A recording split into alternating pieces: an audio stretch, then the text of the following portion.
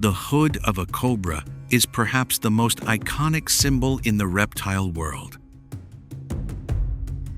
It is a universal warning, a signal to back off or face a lethal consequence. Most people assume that any snake with a large hood is a true cobra. To a taxonomist, a true cobra belongs strictly to the genus Naja. These snakes are representatives of the family Elapidae.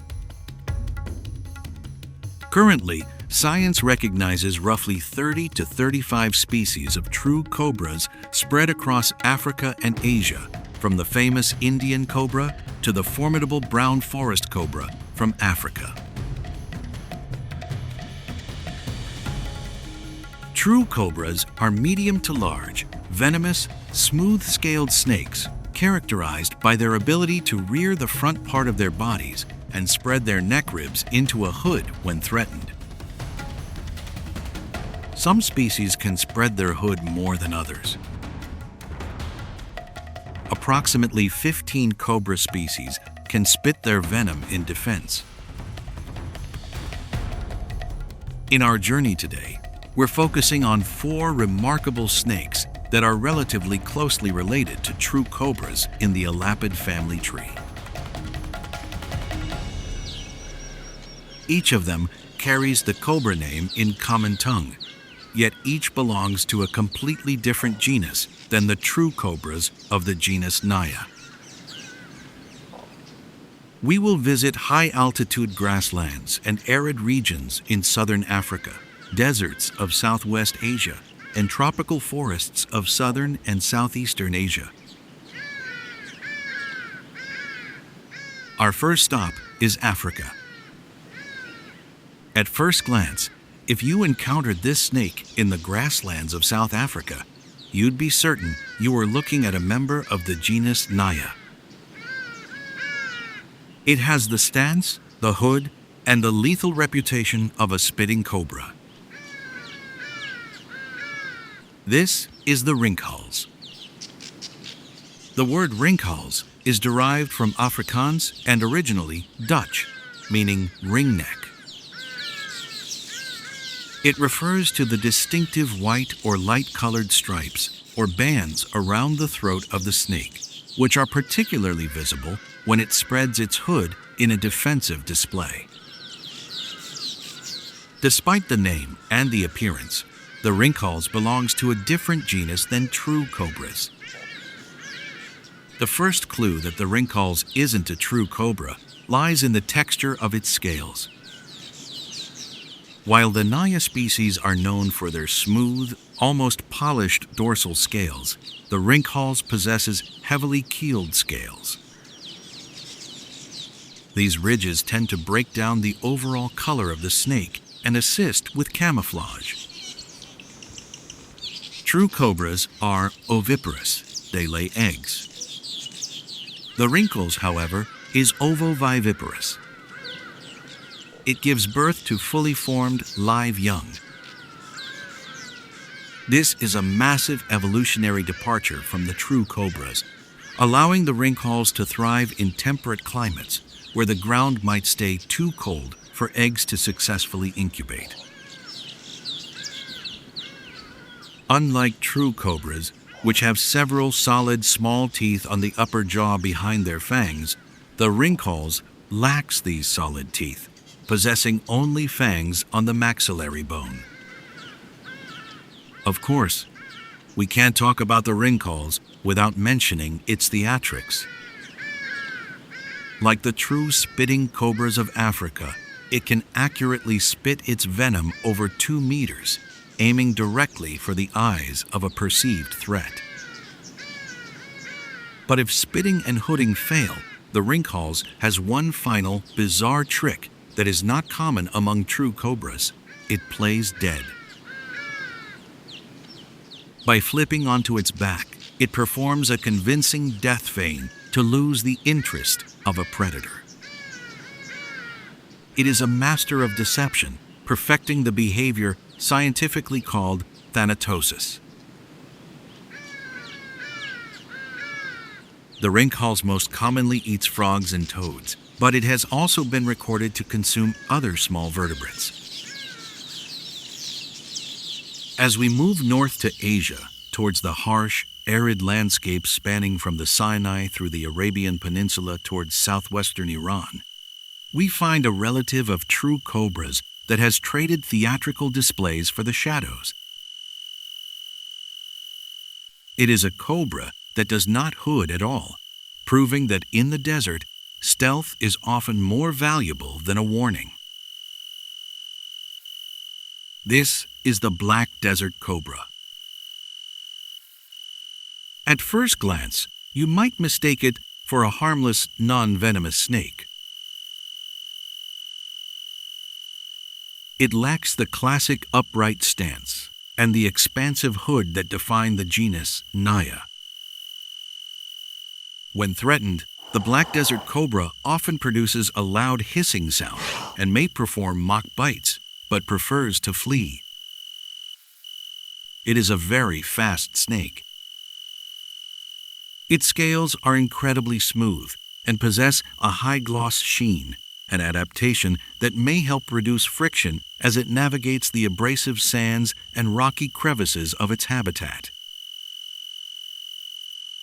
Unlike many diurnal true cobras that rely on visual warnings, the Black Desert Cobra is highly nocturnal.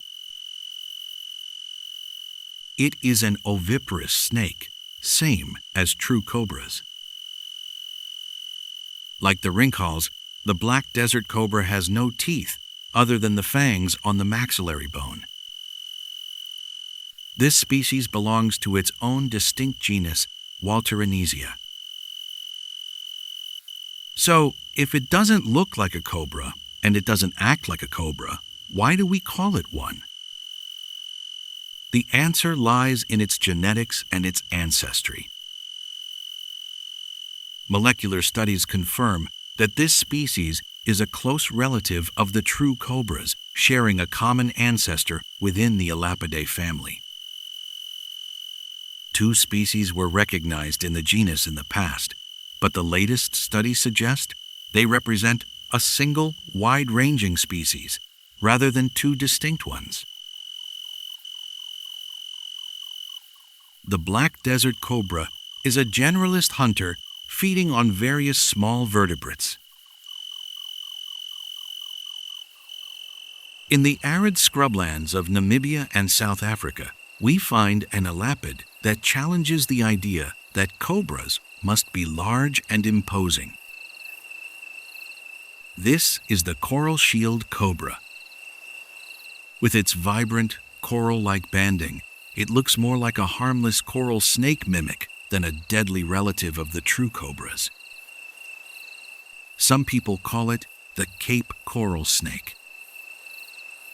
But don't let its size or its beauty fool you. While it belongs to the genus Aspidlaps, it is a close relative of true cobras. This is a highly specialized elapid that has taken the cobra blueprint and shrunk it down for a life spent moving between the surface and many holes and burrows in its habitat. The most striking feature of this snake, and the reason for its name, is the enlarged rostral scale, or shield, on its nose. This shield is an incredible adaptation for a fossorial, or burrowing lifestyle. It allows the snake to navigate the sandy soils of arid environments, seeking refuge from the midday heat.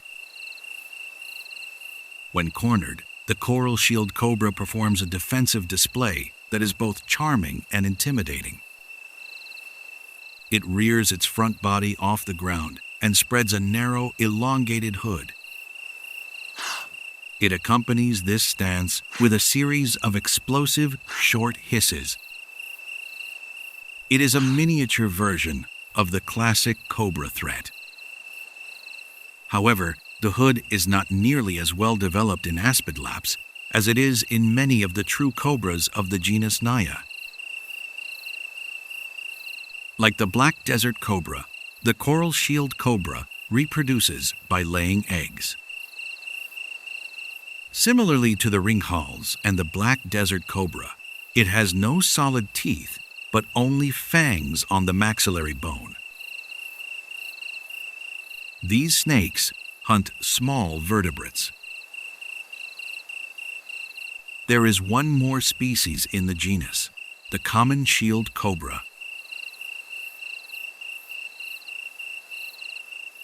We conclude our journey by moving to Asia again to observe the most famous cobra that is not a true cobra. It is a creature of legend, the longest venomous snake on the planet and a symbol of power. The king cobra, from the genus Ophiophagus.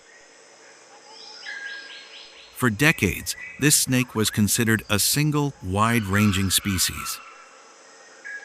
However, a taxonomic study published in late 2024 has officially split the king cobra into 4 distinct species based on genetic and morphological differences. These are the northern king cobra, the Sunda king cobra, the western Ghats king cobra, and the Luzon king cobra. King cobras are genetically more distant from true cobras than the 3 previously shown species of snakes. While the hoods of king cobras make it look like they are close cousins to true cobras, genetic studies tell a very different story. The 4 king cobra species are, in fact, more closely related to mambas than to true cobras. The differences between a king cobra and a true cobra are written in their anatomy. If you look at the head of a king cobra, you'll notice 2 large scales at the back of the head, the occipitals, which are absent in all Naja species.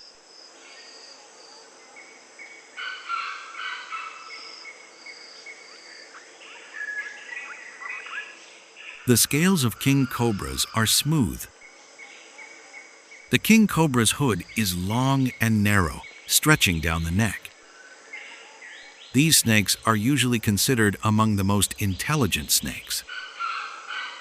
They aren't just reacting to movement, they are watching, calculating, and hunting with a level of intent that is truly unique. Another unique feature of king cobras is that they usually build nests for their clutches and guard them until the eggs hatch. This means that these snakes are oviparous, like true cobras, the Black Desert Cobra, and the Coral Shield Cobra. Like true cobras, the king cobras have several solid small teeth on the upper jaw behind their fangs. They have evolved to be the ultimate apex predators of other snakes, including true cobras themselves. The name of the genus Ophiophagus is derived from the Greek, meaning snake eater. Nature doesn't always fit into the neat boxes we create for it. The iconic cobra hood has appeared several times across different genera because it works. Appearing larger than in reality is one of evolution's most successful warning signals. Whether it's the massive king cobra or the burrowing shield cobra, these snakes remind us that the natural world is far more complex than just a name we give to organisms. The evidence from the DNA also shows us that the Black Desert Cobra is a close relative of true cobras, even though it does not look and behave like true cobras. Understanding these nuances is the first step in truly respecting these misunderstood predators. Because in the end, whether it's a true cobra or one of the remarkable relatives we met today, every one of these serpents is a vital piece of our planet's biodiversity.